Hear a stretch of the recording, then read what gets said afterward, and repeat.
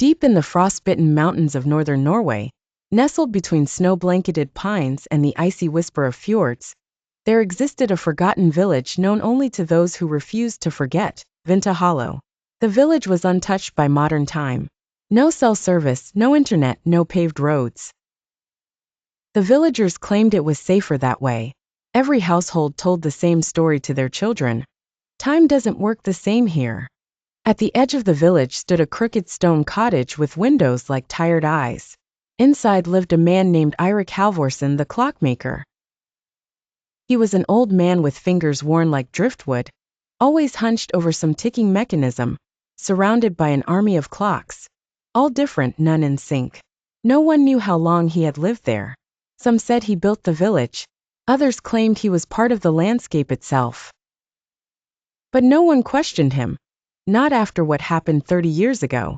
Back then, a young girl named Siri had gone missing in the woods. The villagers searched for days.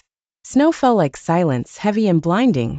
On the 5th night, she walked back into town, barefoot, wearing a crown of flowers. When asked where she'd been, she said only, "With Eirik." In the other year. They didn't understand. They chalked it up to trauma or fairy tales. But something changed after that. The snow never fell the same. People started locking their clocks away. And Eirik, he never aged. Years passed and Siri grew older.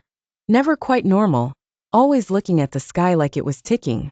Then one day, she returned to Eirik's cottage. "I remember now," she said. "You built it." Eirik didn't look up from the ornate timepiece he was carving. "Built what?" "The doorway. Between moments." He smiled. A sad knowing smile. "You weren't supposed to remember."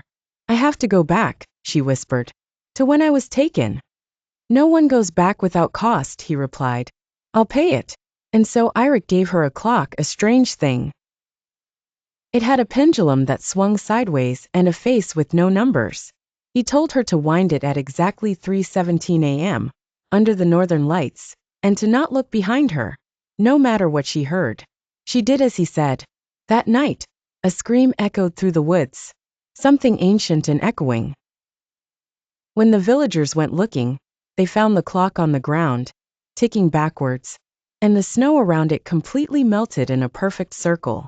Siri was never seen again, but 3 days later, a little girl walked into town barefoot, with a crown of flowers, asking for her mother.